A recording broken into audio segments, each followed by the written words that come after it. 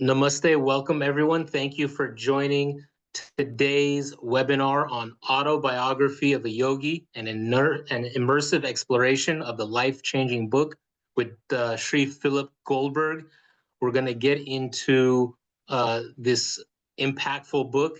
If you haven't yet, please put in the chat where you are zooming in from. I can give you a quick shout out. Who else has joined us? Dilipji from Maryland.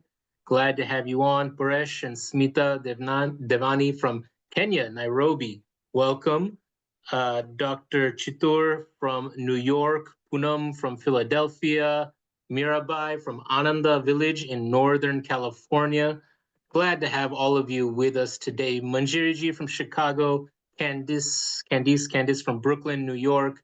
AJ from North Carolina. Yogini Tilak from Pune, India. Welcome, welcome. Got a little poll going. If this is your first, if you've attended before, if you've taken classes, let us know. Mukeshji from Silicon Valley, welcome. Prabhakarji from San Jose, thank you for joining. Greg from Encinitas, glad to have you all with us today. Anandji, thank you for joining. Yes.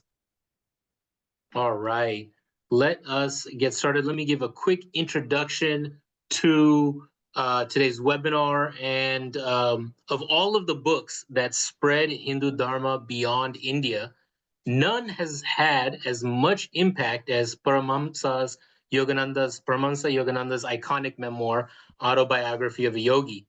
It has charmed millions of readers with its depiction of a singular life, along with other compelling features such as intimate glimpses of Indian culture in the early 20th century, vivid encounters with saints, gurus, and legends, including Tagore and Gandhi, lucid explanations of Hindu precepts and yogic practices, and mind-opening miracles, wonders, and powers of mind explained in rational and scientific terms.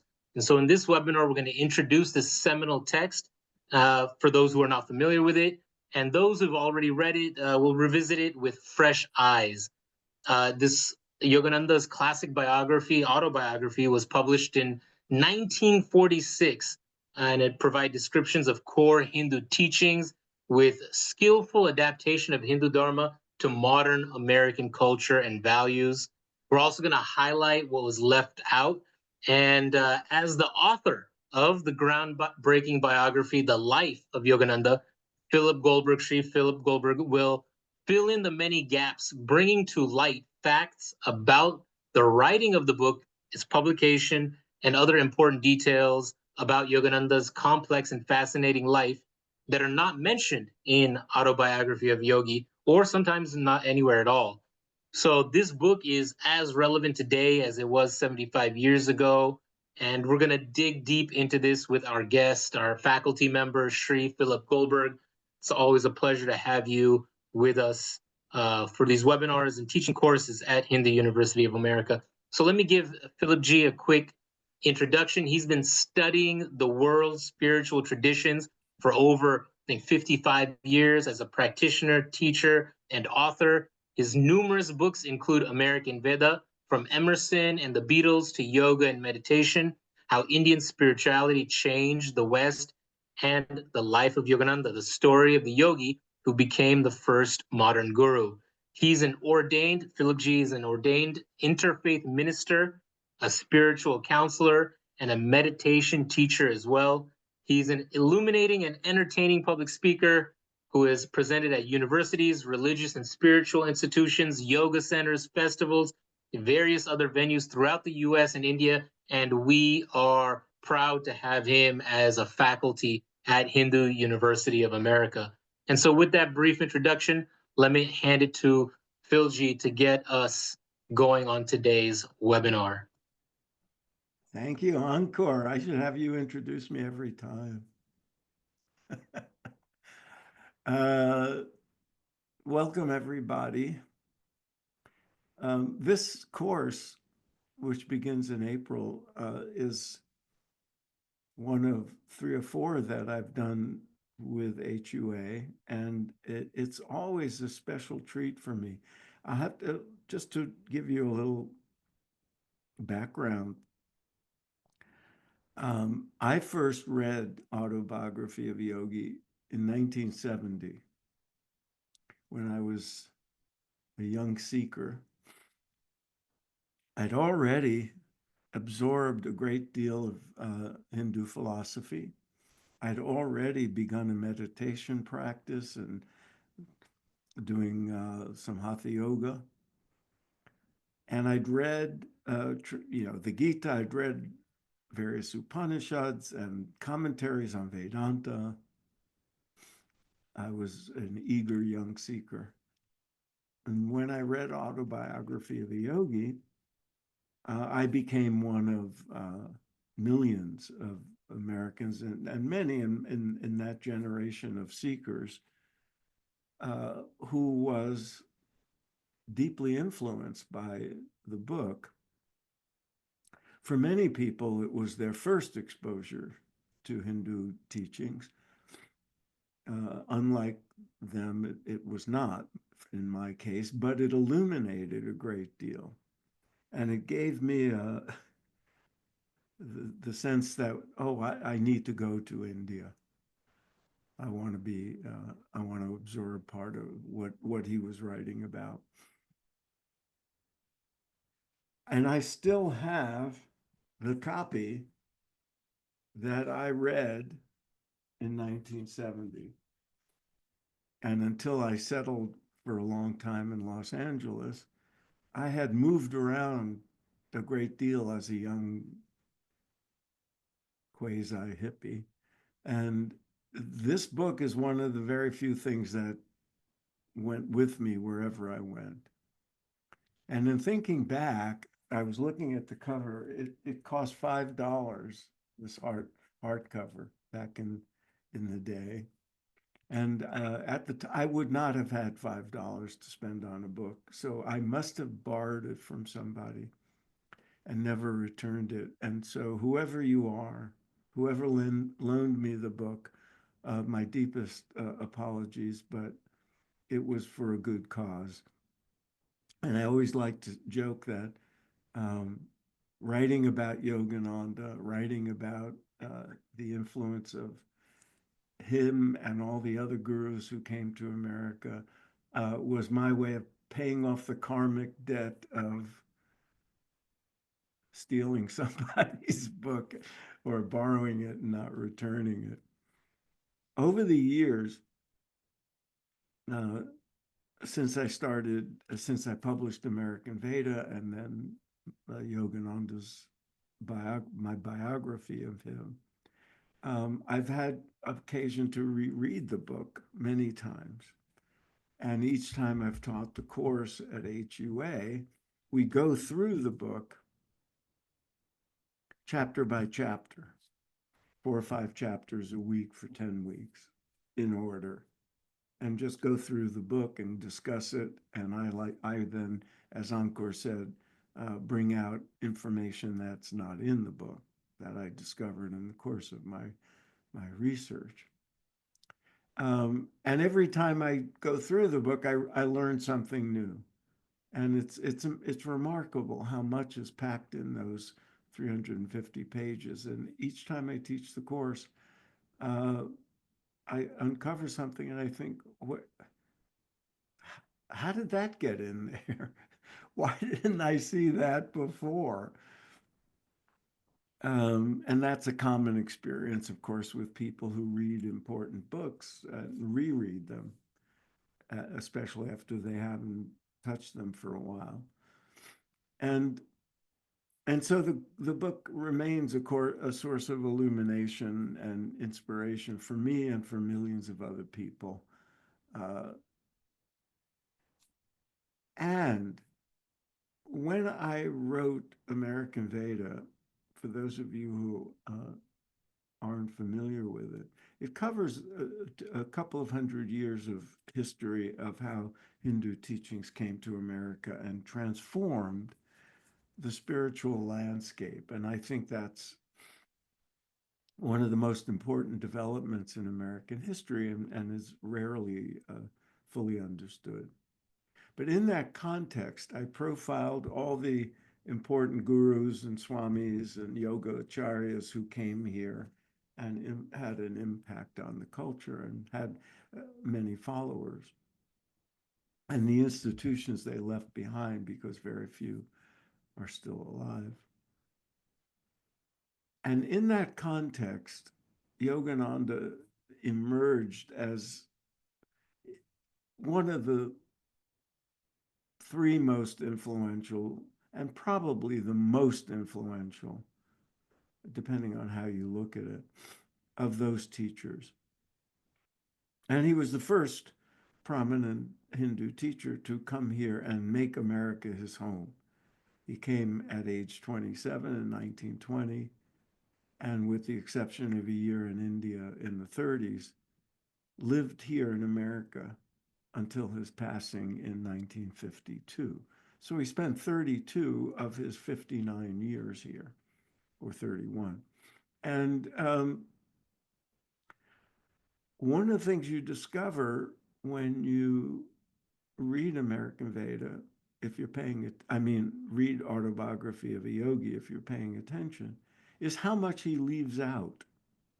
It's called an autobiography, and his story, his childhood, his parents, his family, his gurus, um, all of that, his maturation as a spiritual leader, that's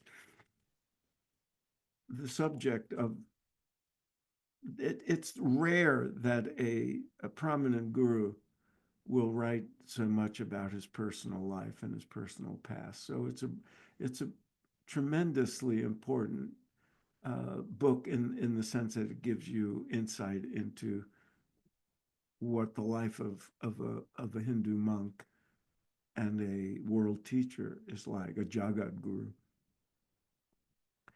Um, but you realize how much he left out. And I remember when I was writing about it, rereading it for when I wrote American Veda, I thought,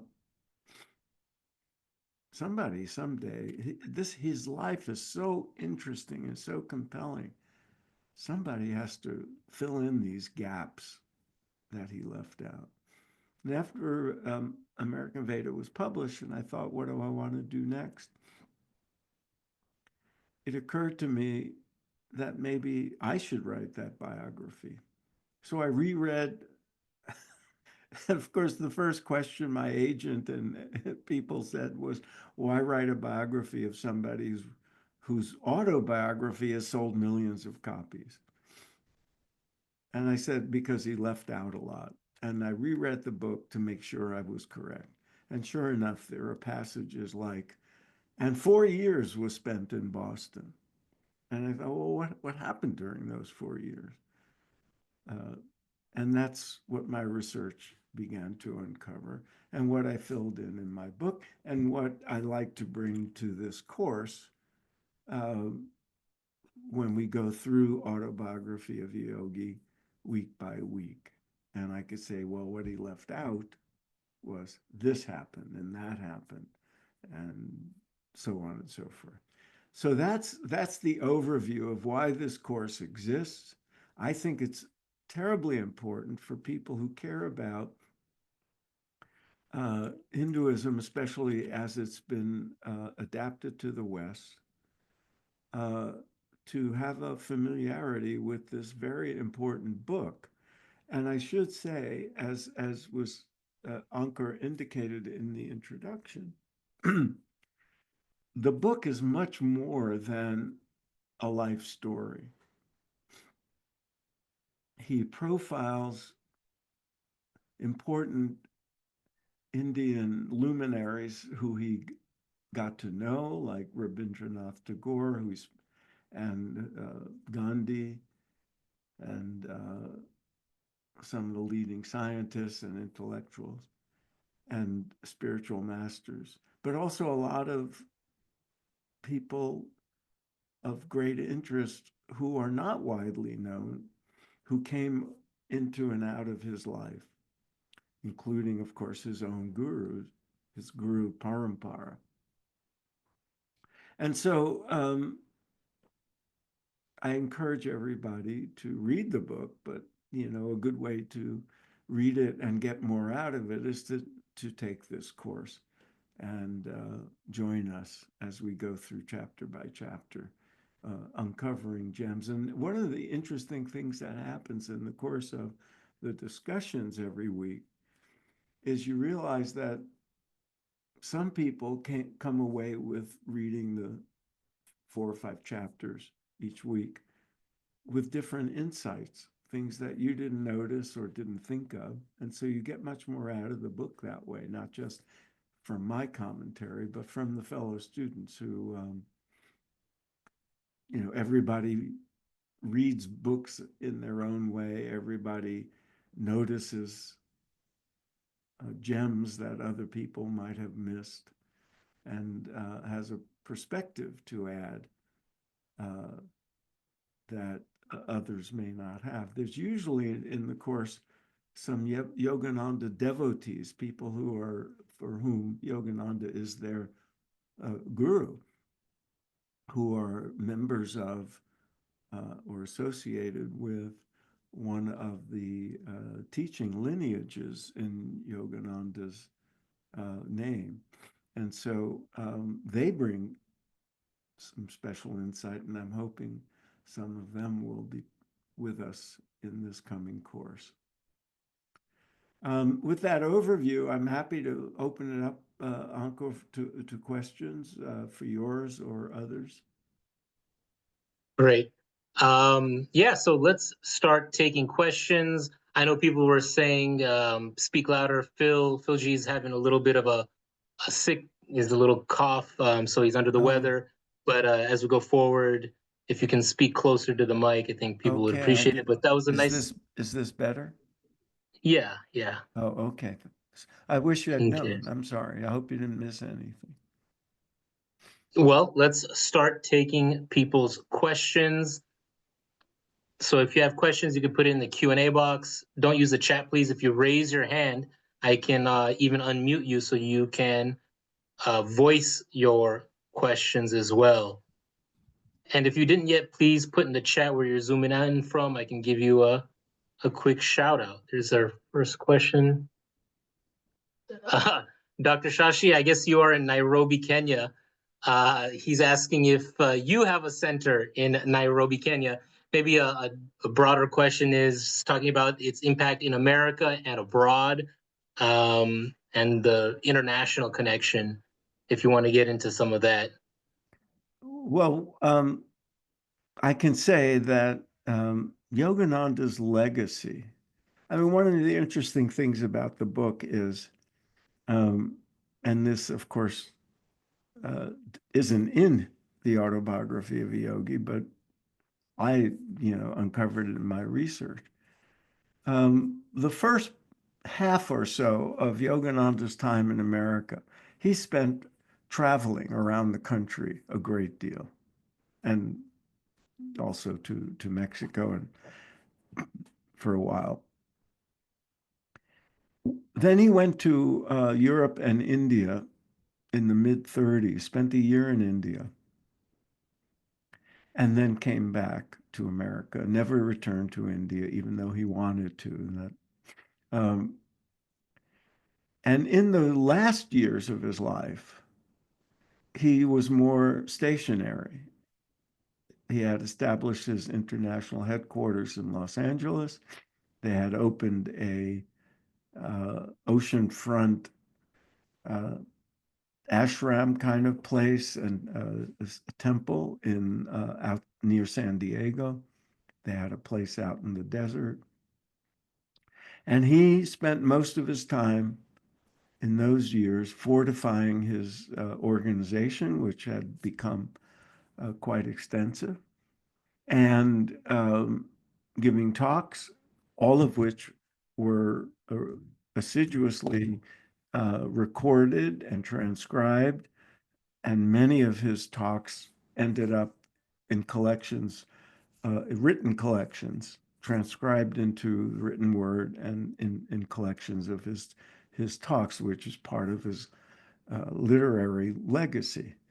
But he hunkered down for quite a while to write, and he knew this was, of course, before YouTube and the internet and everything. And he thought that the written word would be his legacy. He knew and said that he wasn't going to live a long life. And sure enough, he died at 59.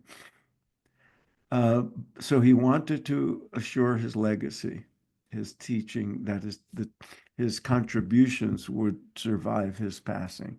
And the written word and the training of disciples was a big part of that. And so he hunkered down. And one of the results of that writing spree was Autobiography of a Yogi. And during the course, we could talk about how he wrote it and the help he had and the editors and the difficulty of finding a publisher and all the rest of that stuff. But he knew that this book would somehow assure his legacy and would reach large numbers of people. And it turned out that it did.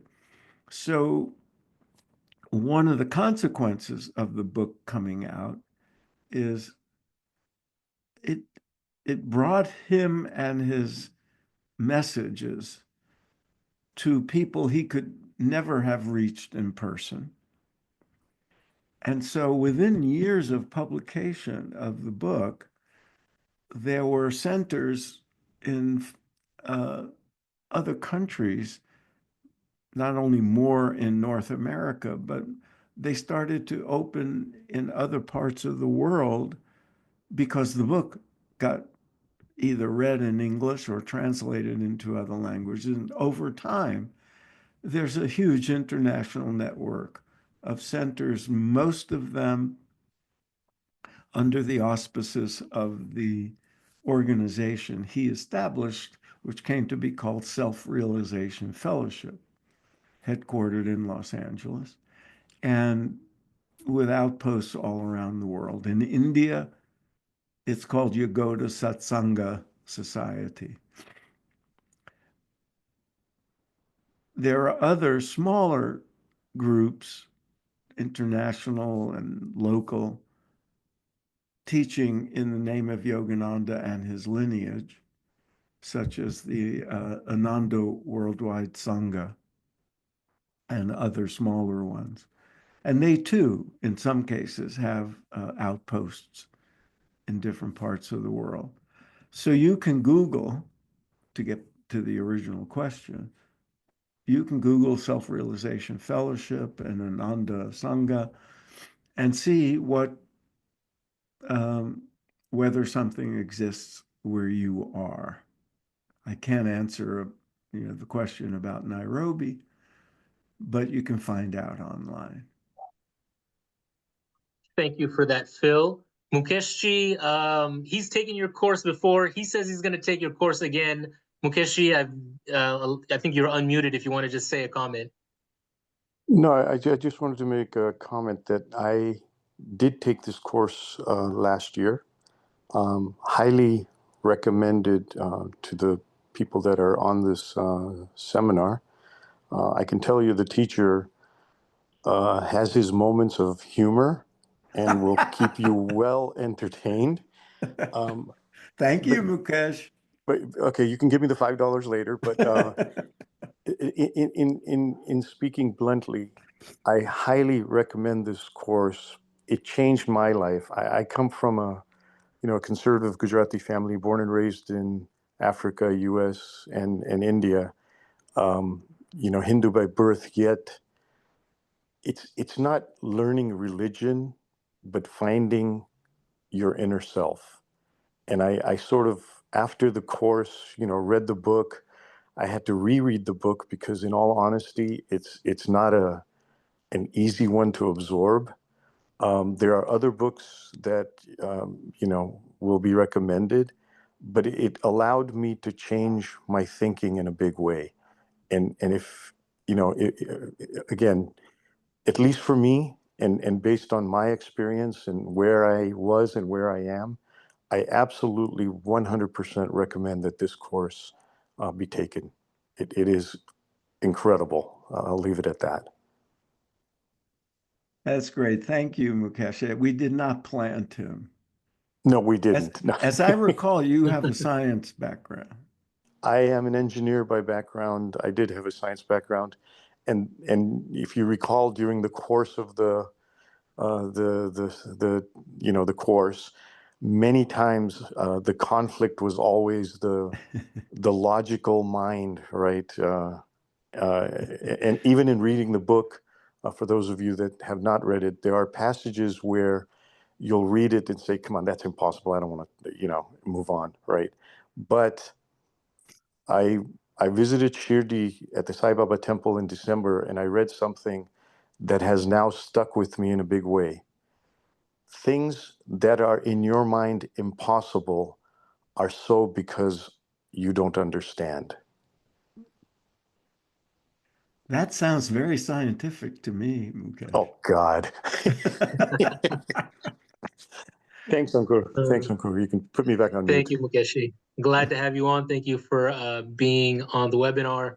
I've got this little poll up, webinar attendance. We've got quite a few first timers, 21 of you, 18 regulars, and 41 of you who've attended before. I'm sharing it. You might be able to see this second part. Have you taken a course at HUA? 22 people have taken a course. 9 are enrolled in a program. In this course, Autobiography of a Yogi, counts towards the certificate program in Hindu studies. So if you're doing the whole certificate program, this is feeds into that. A lot of you are considering taking a course. Please do. And for those of you who are not interested in courses, thank you for joining the webinar and being a part of supporting HUA however you can.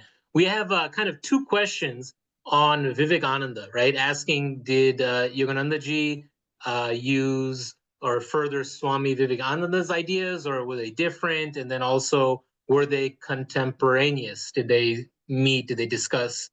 So if you wanted to go take on those questions. It's a very interesting question. In the book, in Autobiography of a Yogi, he mentions Sri Ramakrishna and Vivekananda, but only briefly.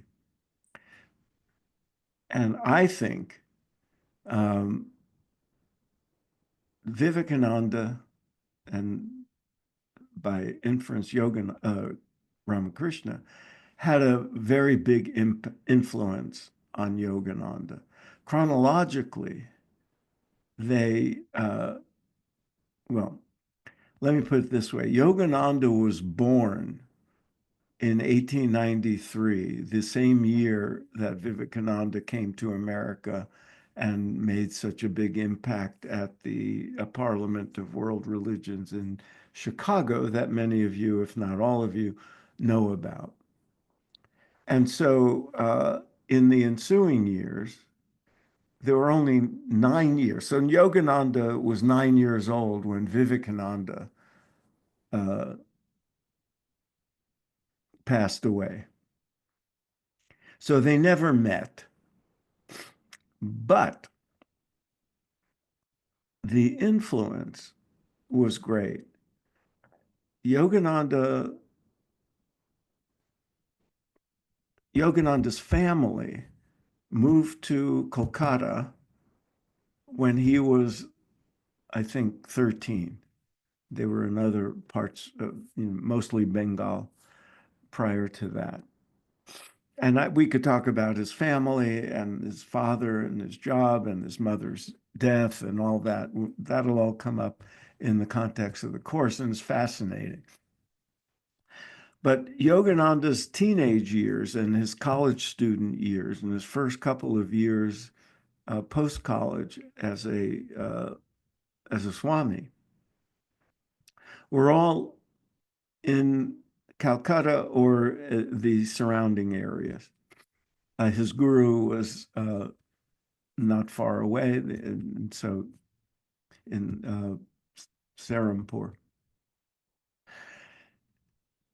By then, in the early part of the 20th century, the 1900s and the 19-teens, Vivekananda's legacy was widely known and was huge, his influence. He established the Ramakrishna mission. in Bellarmut, outside, not far from Calcutta.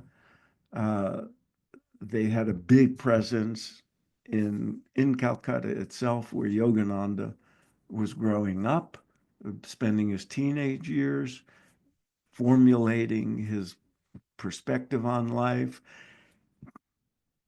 seeing every guru and swami he could. So clearly, they would have had a big influence. And it's quite direct in many cases, because as a teenager, as a young seeker, Yogananda spent a good deal of time in Dakshineswar at the Kali temple, where Ramakrishna had been, and where Vivekananda had spent time with Ramakrishna. And he would go there quite often and sit and meditate and at the temple and in the grove of trees that were planted by Ramakrishna. So that had a big influence on his life. And one of his spiritual mentors, and he had many before he met his Sadguru, his primary guru, Sri Yukteswar, who he met right after he graduated high school.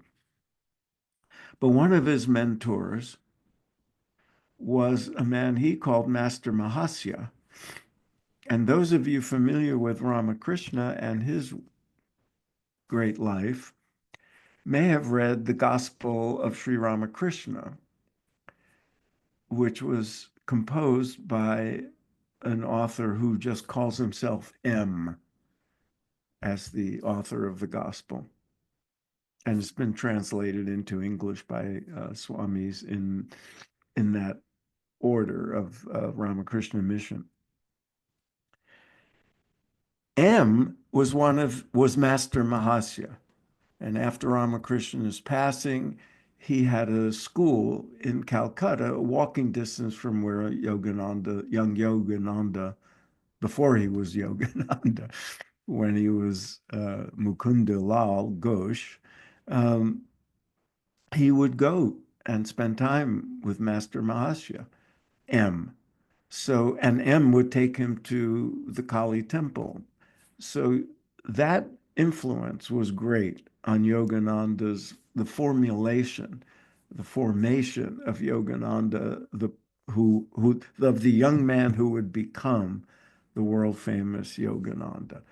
But no, the chronology is such that Yogananda and Vivekananda would never have met, but the influence was great. Nice. Thank you for that answer. And that's one of those things I love about you, Philji. You elaborate in such a way that people were thinking about those things, and you preempt it and you get into it. So really appreciate that. Let me launch the poll question. If you're interested in enrolling in this course, yes, definitely. If you have questions, maybe, or no, just let us know. Either way, it helps us in following up. And if you've taken another course with Phil, if you've taken this course, let us know. Maybe if you feel like sharing, we can unmute you and you can share your experience. We have a few more questions. Jay is asking, the Guru talks about Kriya Yoga.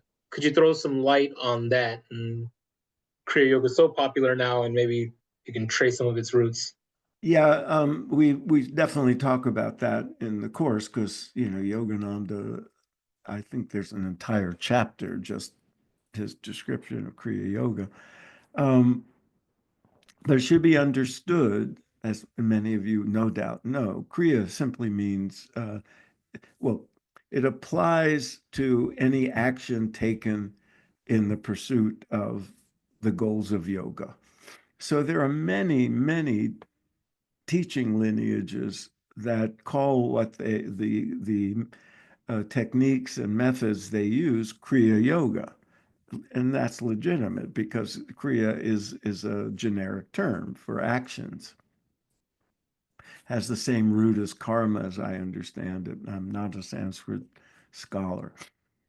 So Yogananda's Kriya Yoga, which is the most famous one. So people think that what Yogananda in his lineages taught, the methods that they teach, are Kriya Yoga. The more accurate thing to say is it's a form of Kriya Yoga. It's one of many systems that are called Kriya Yoga, but it's the most famous. And it consists of meditative and breathing practices. It's more than one technique packaged, and they're taught in a sequence. And I like to honor the integrity of his intention and the organizations that represent him by not going into great detail about those methods, because I'm not trained as a teacher in that lineage, and it would be inappropriate for me to say too much. In fact, I never became a student of Yogananda's, much less a disciple. And so I was never formally initiated into the Kriya Yoga practices, but as a inquisitive author, I found out. We have our ways of finding out what what the teachings are and what the methods are. But I would not want to give away anything in the inappropriate context. How they can be learned by going to one of the authorized institutions or organizations that teach Kriya Yoga in his as he taught it and as his gurus taught it. And you can find out more simply by going online and learning about it. But it's enough to say they're yogic methods of using breath and attention and the mind to elevate consciousness in the direction of the goals of yoga, of achieving self-realization or unity. Thank you. Nice. Shonaji Shonachanda is asking, and glad to have you on, Shonaji, a regular and a student at HUA. She's asking, how did he deal with negative reactions in the West? Is this something we can learn from to address the issues we meet in the present time? Very good question. One of the things I discovered in my research is virtually all the teachers who came here came up against two types of Americans that are still very much with us. One are the people who flocked to hear Vivekananda, to meet Yogananda and hear what he had to say, who became students, some of whom became disciples, some of whom just were interested people who were curious. But they were open-minded people. And if they were seekers, spiritual seekers, or just people who wanted to improve their lives in a secular way, they wanted to learn what these yogis had to teach. And this was true of Vivekananda, Yogananda, and all the teachers in the 1960s and 70s, and the ones who still come to America today. There are open-minded, inquisitive, pragmatic Americans who thought, well, if these guys have something wise to teach me, and if they have something to offer that will improve my life, I want to know about it. And they were welcoming and helped Yogananda and the others accomplish their goals. Then there are the other Americans. And these days, it would seem there are far too many of them, who are closed-minded, who feel threatened by foreigners, people who are not like them, people with darker skin, people representing ideas and in what some would call religions that they consider the devil's work, or at least a threat to what they believe in and what they think is superior. And those people were not friendly. And every one of the teachers who came here, especially in the earlier ones, like Vivekananda and the Swamis in his lineage, and then Yogananda starting in the 20s, they ran into obstacles, they ran into opposition, they ran into threats, and Yogananda was no exception. He doesn't write about much of that in his autobiography, but it's there, and I found it. And his disciples from when he was, in the 30s and 40s, some of them left behind writings that describe these things. It's in the newspaper archives. He faced a great deal of opposition. Some of it was lawsuits. Some of it was lies and sensational writings in the newspapers. And some of it was threats. Um, I should have, if I had my slide presentation now, I'd show you some of the headlines and articles.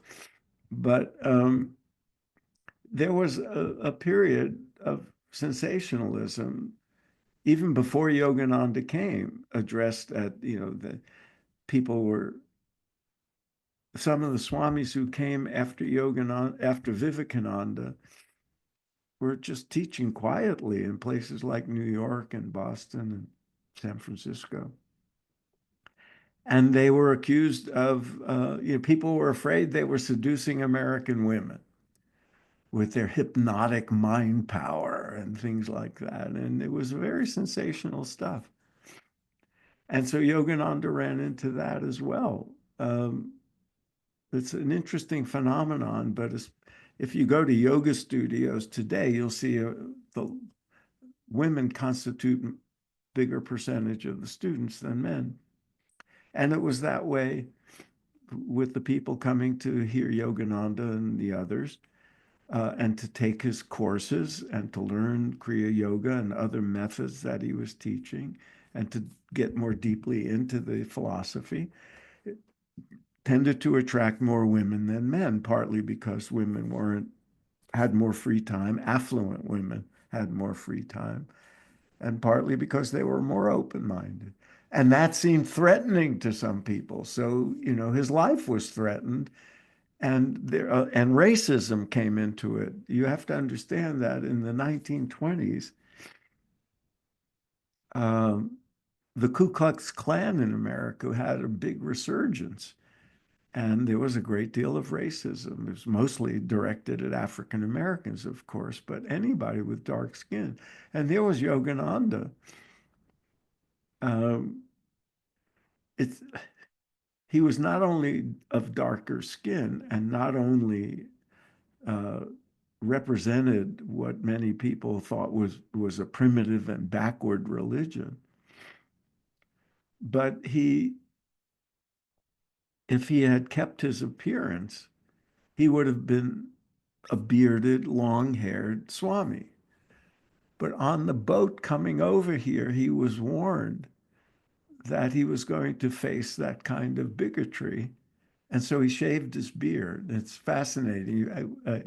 I have in my biography of him, I have his passport picture, and he's bearded.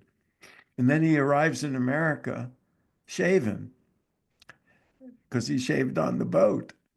And no one ever saw him again with a beard. He was clean shaven all of his life after arriving here.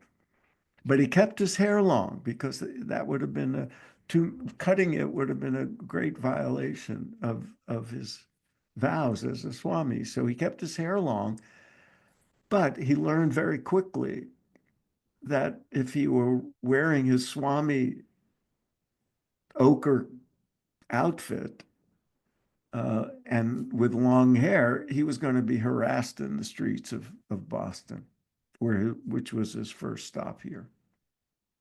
So he learned to wear Western clothing when he was out in public. He would always wear traditional Indian clothing when he taught and spoke publicly. But out in public, there's pictures of him in Western suit,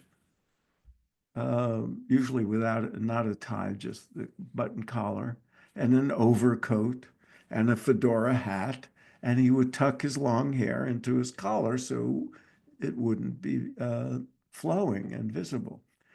And that, it's a sad commentary, but that's how life was. And I'm focusing on these seemingly amusing aspects, but it was threatening and it was difficult.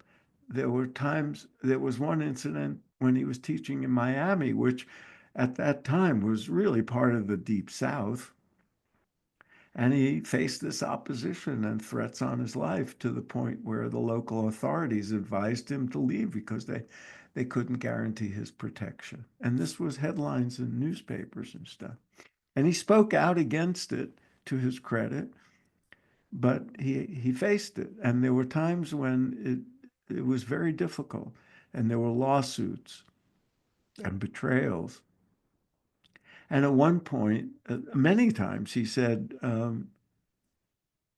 this is not worth it. I'm going back to India. I didn't sign up for all this. I want to just live a quiet life on the Ganges, or in an ashram as a monk. But he had this mission, and it was given to him by his guru and his guru's guru. And he was going, and ultimately he would stay and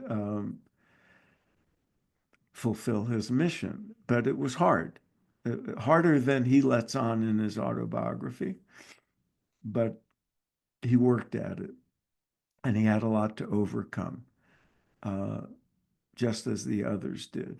And that, if there's a lesson to be drawn, it's, to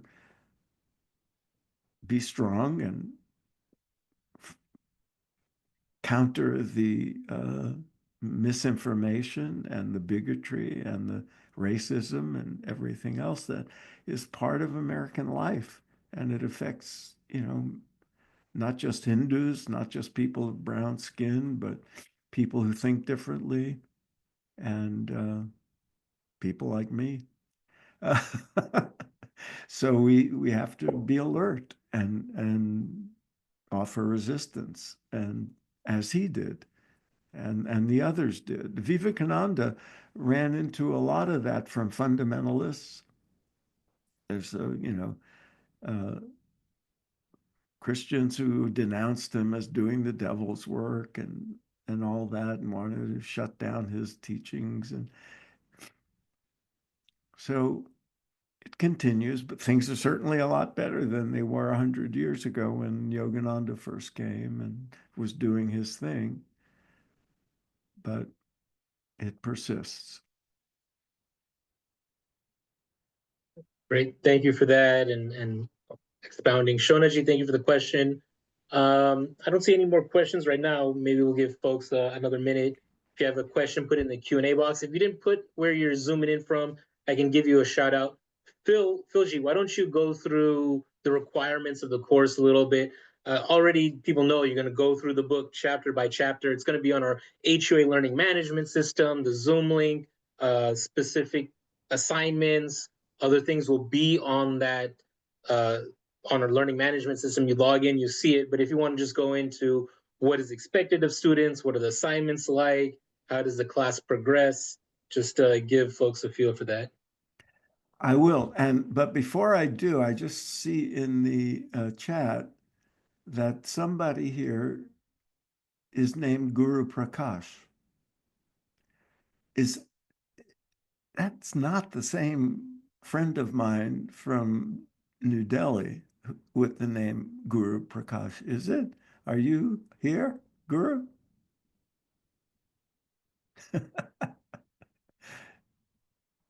If that's you, say hello. Anyway, there's not much required except to read the book. The course assignments week to week call for reading a group of chapters, and I try to keep it balanced. So there's usually 30 or 40 pages per week. Complete, so I don't slice it into incomplete chapters. And we go through the book in order, and then each week we discuss it chapter by chapter, and the conversation. And I bring certain things I always want to discuss from those chapters, and information that's not in the book that pertains to those chapters. But then we see what people want to bring up. And it's one of those courses where participation from the students is so valuable for reasons I mentioned earlier. And so we have conversation around each chapter in order, and then move on to the next chapter when it feels complete. And in the context of that, it's astonishing how much there is to be learned, not only about Yogananda's life, but um, about India, about history, and of course about Hinduism, because in all the biographical material and his profiles of famous people and all that, there's a tremendous, I often say that if you went through Autobiography of a Yogi and just extracted out what he writes about yoga and Hinduism and Vedanta philosophy, you would be able to have a very good synopsis or primer of Hindu teachings. It's all in there in footnotes and in passages in different chapters. It's extraordinary. And so what is required of the students is just to read and hopefully participate and bring to each session any insights, questions they want to offer. And in the end, just to write, there's there's a requirement of writing up something brief about what you got out of the book of Autobiography of a Yogi and the course itself, so sort of self-reflection. So that's all that's required, and that's and to pay attention, listen with an open mind. And one thing I want to get back to, somebody Mukesh said earlier about some of the things in the book being defying logic and being seemingly irrational. One of the features of Yogananda's book, and it always comes up early in the course, is he writes a lot about what people would consider miracles, extraordinary yogic powers of the mind. And he talks about yogis doing miraculous things, being in two places at once, all kinds of stuff. Well, what in the tradition is called siddhis. And people often wonder, why? Why all these miracles and everything? Because at the same time, he's describing them and talking about the reality of them. And as he witnessed them, or as he's heard about them, and tries and makes the case that there must be scientific explanation for this, and he offers whatever he could in the 1940s from physics and biology by way of explaining these extraordinary powers. At the same time, he says, don't get too caught up in them. That's not what's important. What's important is self-realization and so forth. And so it's bewildered readers for all these years. And I find there's two kinds of people who are fans of Autobiography of a Yogi. People who love those miracles, believe every word of it, can't get enough of it. That's one of the reasons they love the book. And people who love the book in spite of all the miracles because they don't believe a word of it. Or they have doubts about it. They're not sure. They're agnostic about it. But there's all this other stuff in the book that they love. And I wanted to bring that up because people associate the miraculous with the book, and they wonder if they're rational, scientific-minded people, modern people who don't want to take anything on faith. What else is in the book if other than the miracles and what I think about it all? And why did Yogananda emphasize this so much? So I'm going to tell you a story that I'll tell in the course because those of you here who take the course will hear this a second time.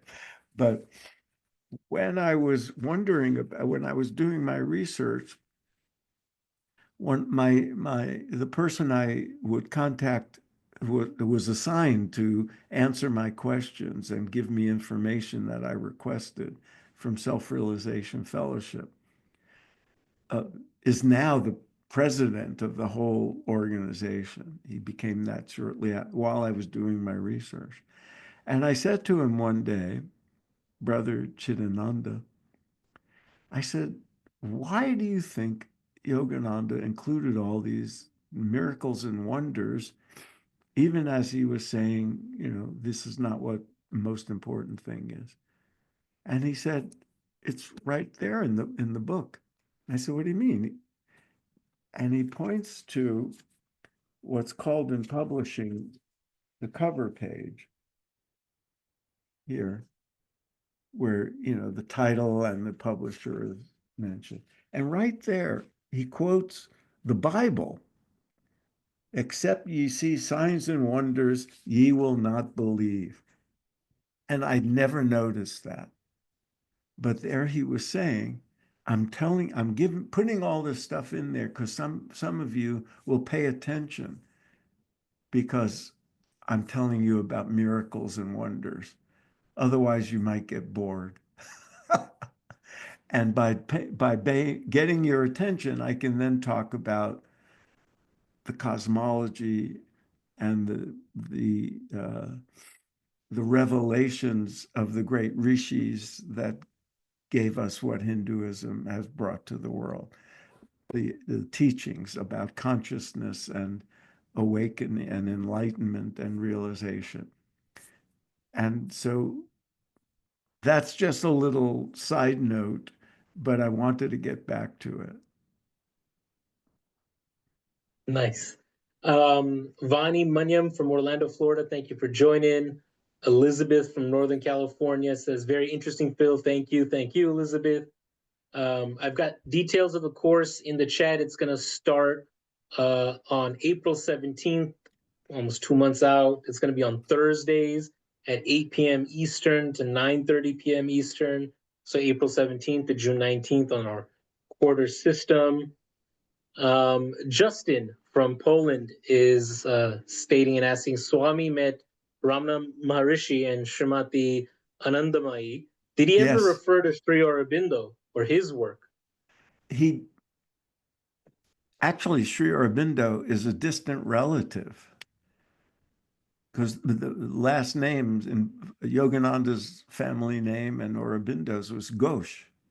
And they're both, Bengali.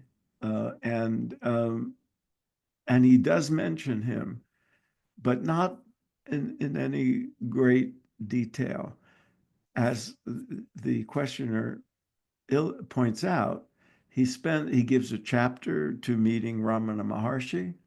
He gives a chapter to meeting Anandamayi Ma and a chapter to Gandhi and to Tagore, but he never met, to my knowledge, Sri Aurobindo. And Sri Aurobindo left Calcutta after being imprisoned by the British and settled in Pondicherry in Tamil Nadu when Yogananda would have been a boy, I think. So their paths never crossed. And Yogananda, was here in America during the years that Sri Aurobindo established his teachings and his great influence in India.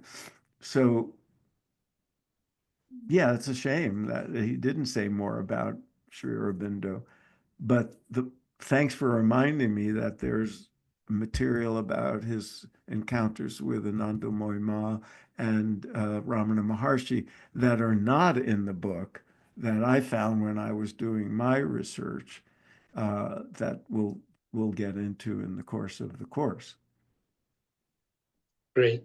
Vani says she is in the course. Glad that you are enrolled. We still got the poll question up. Let us know if you're interested in enrolling.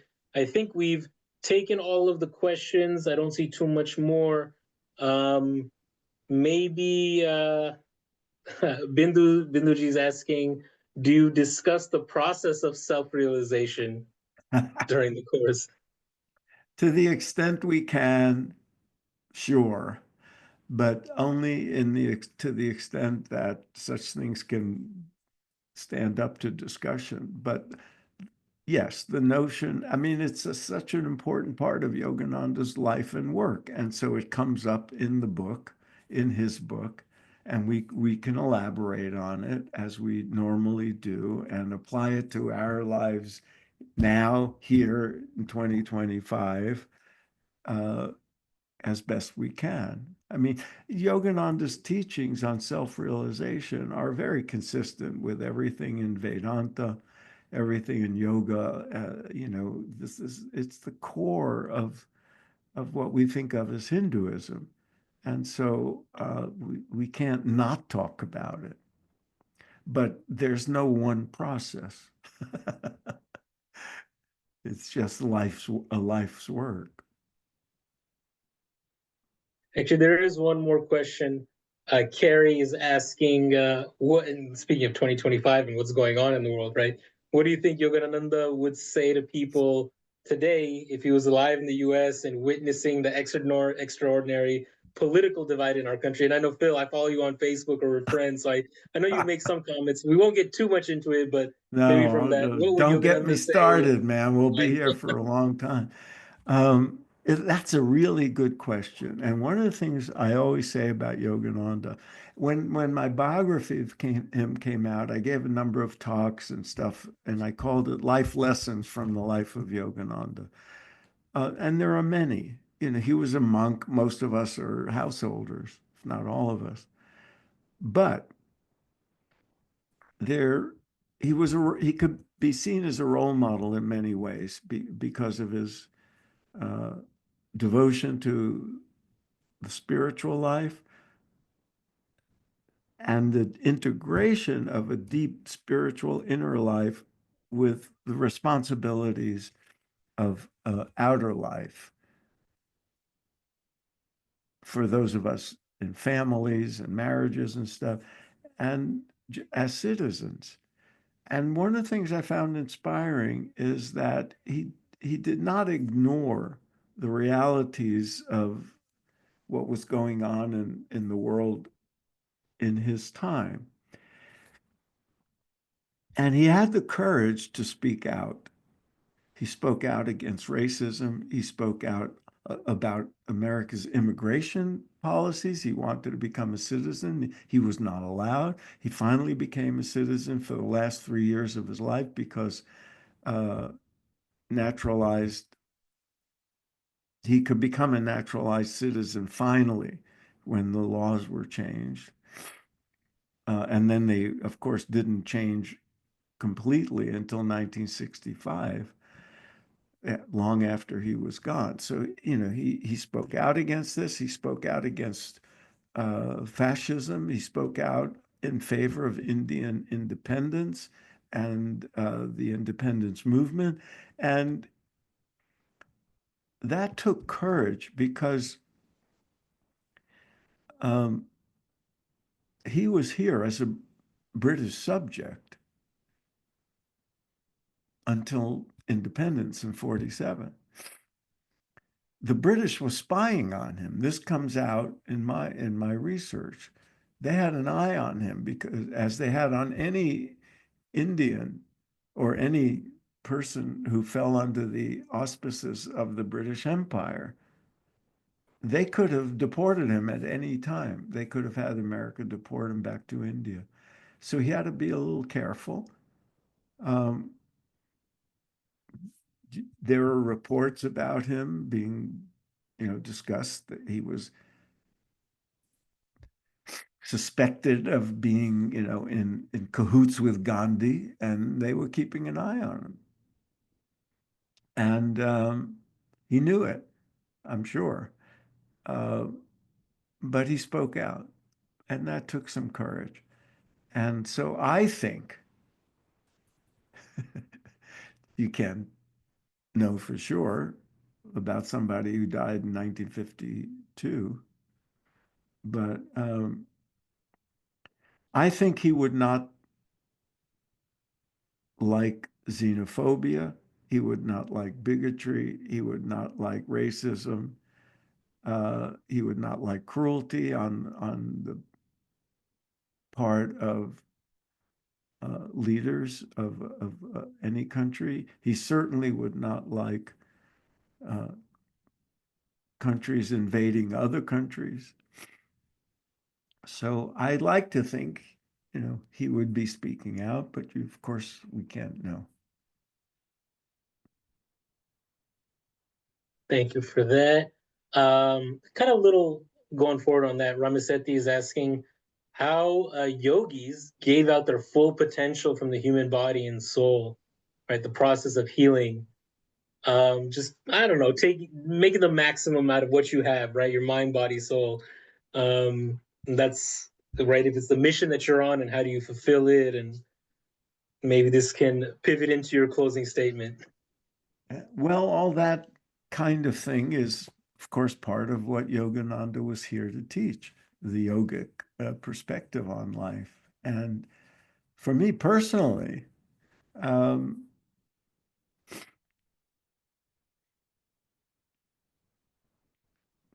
Yogananda has a 2-volume, maybe 1,200-page translation and commentary of the Gita. It's one of 15 or so translations behind me on my bookshelf. And the Gita has always been a guiding light, and for me, in that regard. And the one passage in the Gita, chapter 2, verse 48, is like, to me, the summation of everything that all the wisdom that came to us from India. Establish in yoga, perform action. Yogastha kuru karmani. It's the only Sanskrit I really know. And it means establish yourself in the state of being, of consciousness, that yoga philosophy points us to, and yoga methods enable us to approach. And then do what you have to do in the world. But that's the foundation. And that insight to me is, sums up Yogananda's life work. It sums up Indian philosophy. It sums up Hinduism. So that's how I come down on the promise of yoga and the promise of Vedanta and its applications in the world. It's not just speculative philosophy. It's not just ideas. It's guideposts to living and methods for achieving those states of higher consciousness. And that's what we'll talk. I mean, ultimately, and after all the details about Yogananda's life and sorting out the information about everything he writes about in the book, ultimately that's what he came here to teach. That was his mission, and that's what everything boils down to in the context of this course. Nice. Great. Well, thank you, everyone. I put the link in the chat one more time. You can register right through there. Again, it's going to start in April on Thursdays. I hope you enjoyed this webinar. Phil, you were great as usual. Thank you, everyone, for your engaging questions and all of the comments and engagement. Really appreciate it. Phil G, last closing thoughts to you. Well, I want to thank everybody for spending this hour plus with us. And as Ankur did, invite you to take the course beginning in April. I'm sure it'll be rewarding. I hope you have the time and can join us at each week. I'm looking forward to it because I learn something new every time, and I enjoy sharing with others and hearing what others are getting out of it. So please, please hop aboard. Great. Thank you, everyone. Namaste. Dhanyawad.